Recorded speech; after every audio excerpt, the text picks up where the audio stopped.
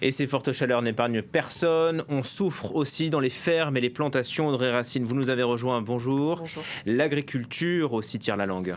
Oui, le ministère de l'Agriculture a émis de premières mesures d'urgence. On va les regarder ensemble. Le ministère autorise le débroussaillement des jachères dans les zones à risque d'incendie et la préservation, malgré cela, de leur caractère de jachère qui permet de toucher des aides européennes.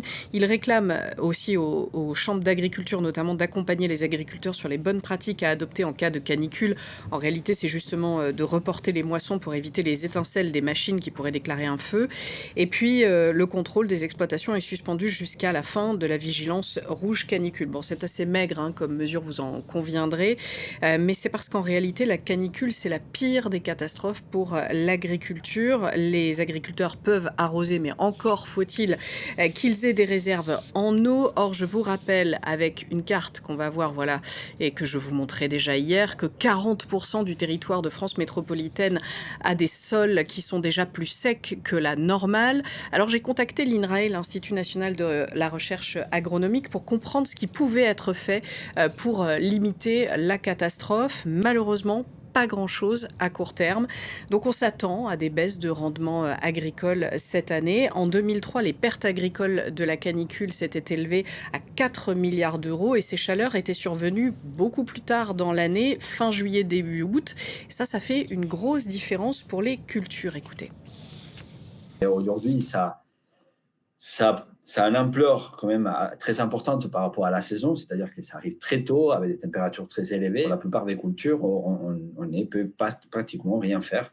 Et en fait, c'est quelque chose qui est vraiment tellement soudain et pour lesquels on n'a pas beaucoup de marge de manœuvre. Autant pour les gels, on a trouvé des stratégies d'adaptation qui nous permettent de protéger les plantes quand on a une alerte, et donc on va pouvoir mettre en place des systèmes d'irrigation, des bougies, et des moulins qui vont permettre de brasser l'air et donc de limiter les dégâts du gel. Autant pour la canicule, ce n'est pas quelque chose qu'on va pouvoir protéger les plantes de manière rapide et efficace.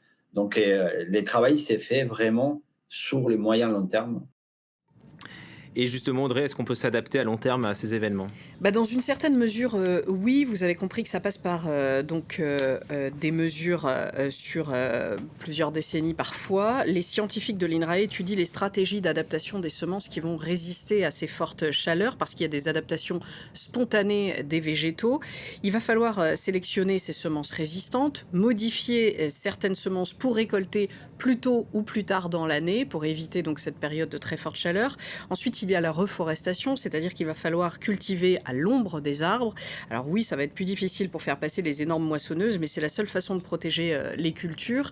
Et l'ère de l'open field, tel qu'on les voit dans nos campagnes, touche à sa fin, c'est une certitude. C'est aussi la fin de la monoculture. Avoir plusieurs cultures, c'est une façon de limiter les risques, de les étaler. Il faudra aussi travailler sur la gestion de la ressource en eau, l'irrigation, etc. Vous l'aurez compris, tout ça, c'est des stratégies à long terme. En France, qui est une nation agricole, on parle souvent de sécurité, de souveraineté alimentaire. Si on avait besoin d'un rappel de l'importance de l'impact du changement climatique sur nos vies, on voit bien que là, ça menace directement notre production alimentaire. L'adaptation à ses limites, comme me l'expliquait l'INRAE.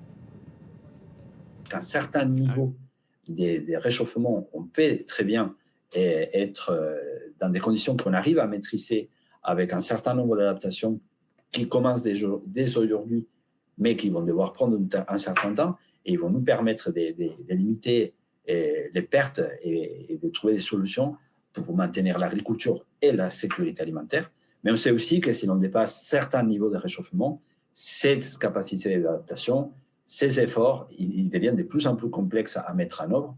Et donc, effectivement, je n'irai pas jusqu'à dire qu'on sera potentiellement en Europe avec des problèmes de sécurité alimentaire, mais ce qui est certain, et c'est déjà montré à plusieurs reprises par les GIEC, c'est que le bilan des connaissances que l'on a, c'est que plus on augmente la température, plus notre système devient instable, et donc on est soumis davantage à des situations aléatoires. Donc finalement, on peut être confronté à des gros problèmes à l'échelle mondiale d'alimentation et de fourniture à partir de l'agriculture, effectivement. Merci beaucoup, Audrey Merci à vous. Racine.